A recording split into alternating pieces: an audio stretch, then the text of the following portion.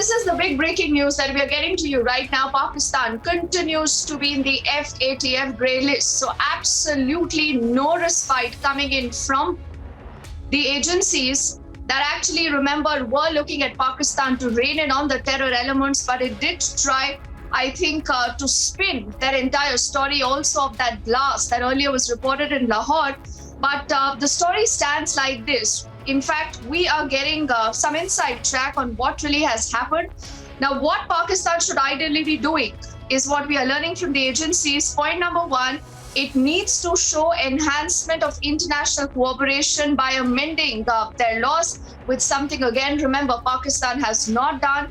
Secondly, it needs to also demonstrate that assistance is being sought from foreign countries in implementing the UNSRC 1373 designations and a number of more other points, Abhishek, as you join us from more details on that story. But I think it's a big setback for Pakistan, Abhishek. We are not surprised. Even, that blast that was reported outside near Hafiz Saeed's residence in Lahore, many said that was done by Pakistan only and only to play the victim card to get some reprieve from this FATF grey list, but nothing worked out, Abhishek. Well, Deepti, the bit on Pakistan in the FATF statement is couched in diplomatics, where it says that since June 2018, when Pakistan was put on the grey list, some high-level political commitment has been shown. But I think the devil is in the detail. And if you go by the statement where Pakistan is asked to act on certain aspects of terror financing, that's where the catch is, because it clearly says that Pakistan has to demonstrate that supervisors are conducting both on-site and off-site supervision commensurate with the specific risks associated with those being monitored, including by appropriate sanctions wherever necessary, which means Pakistan is not implementing the sanctions that are needed. Pakistan is not supervising those people who need to be supervised as per the norms of the FATF. Also, Pakistan has been asked to demonstrate that proportionate and dissuasive sanctions are applied consistently to all legal persons and legal arrangement for non-compliance, which means that while Pakistan has been doing things off and on, it has not been consistent in applying those sanctions. Also, Pakistan has to demonstrate an increase in money laundering investigations and prosecutions, and that proceeds of crime continue to be restrained and confiscated in line with Pakistan's risk profile. Which means, for example, we have seen how the protection has been extended to Maulana Masood Azhar and Hafiz Saeed. No conviction has happened. Maulana Masood Azhar as also Hafiz Saeed, they continue to enjoy certain protections, Deepti, and the number of investigations or money laundering investigations that need to be carried out by Pakistan commensurate with its risk profile have not been carried out. Also, the statement says that it has to demonstrate that all those persons who need to be monitored are being monitored for compliance with proliferation financing requirements and that sanctions are being imposed. So I think despite some progress having been made by Pakistan as per this FATF statement, the fact that FATF decided to continue Pakistan on grey list shows that there are certain aspects on which Pakistan has been found wanting, particularly in terms of number of money laundering investigations that need to be launched, also in terms of supervision of these people so that they cannot spread their tentacles further, and also in terms of making sure that those who are being investigated, the investigations are taken to logical conclusion and they are convicted as well. Okay, Abhishek, I think important that you put that story in perspective. Let's also see if we can get it, Gursimran, live on that story. Gursimran, the FATF is a global watchdog for money laundering and terror financing. But I think we also have Major Gaurav Arya first, so we'll go to him and then to Gursimran.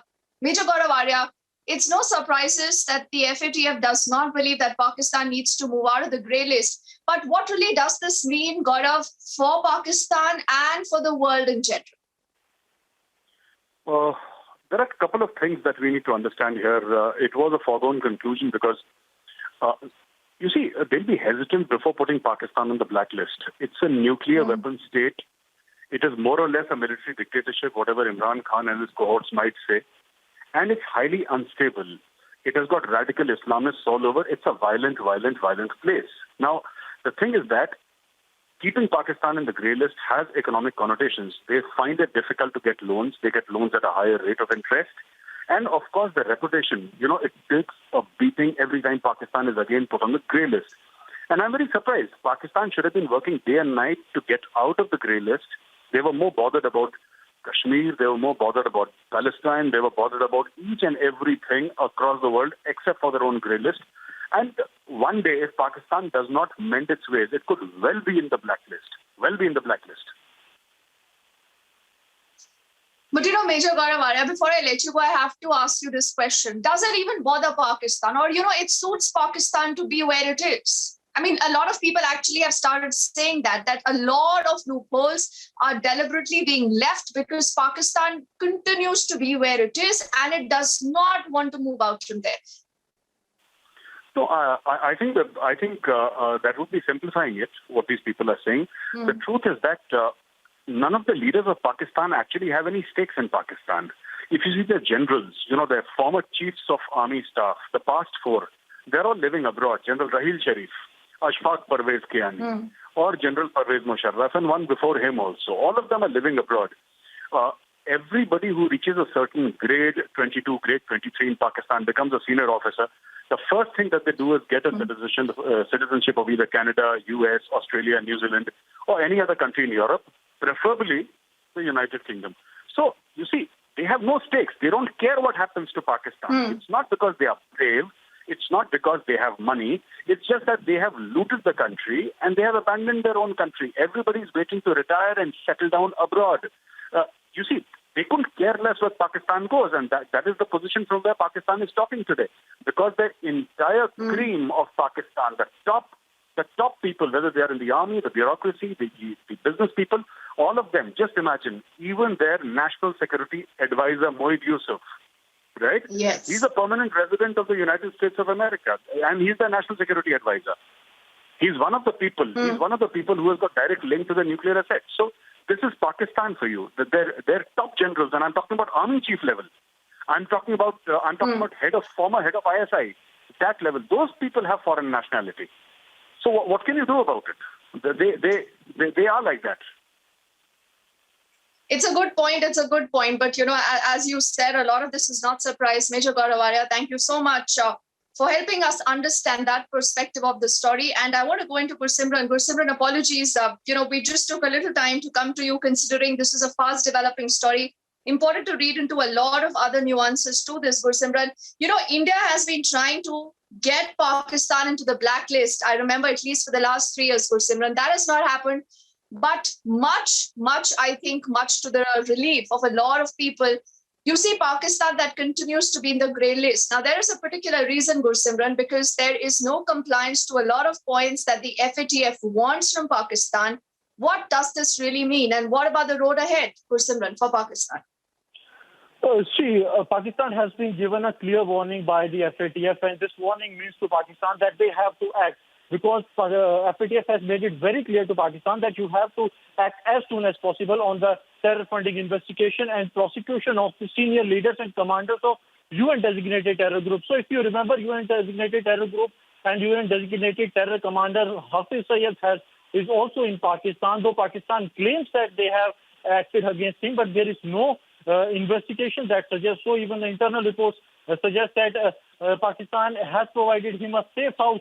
So this is the kind of investigation that Pakistan is doing. This is something really sham, and that's why Pakistan has been given a warning by the FATF that you have to act on this as soon as possible. Apart from this, there are several points that have also been given to the Pakistan to act upon, and that is enhancing international cooperation by amending the MLA laws, demonstrating that assistance is being sought from the foreign countries in implementing the UNSCR designations. Apart from that, they have been also asked that you have to demonstrate that proportionate and dissuasive sanctions are applied consistently to all legal person and legal arrangements for non-compliance with beneficial ownership requirements. And apart from this, they have been also asked to put sanctions on those who show non-compliance. So this is exactly what the Pakistan has been asked, and we have seen that there were desperate attempts by the Pakistani side so that they can get off from this grey list. We have seen how a plot was, we can say, hashed by the Pakistani side to show that they are the victim of terrorism.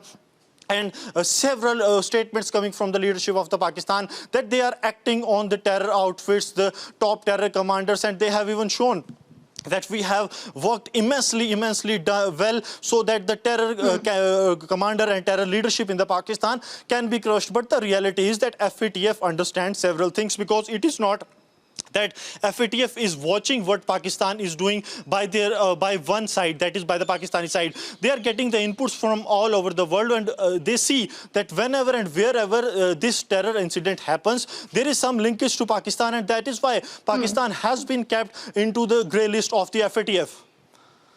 Oh yes, and why is Pakistan on that list? It's just two words. The answer is in two words: terror financing, Gursimran. We leave it there for the moment. Thank you.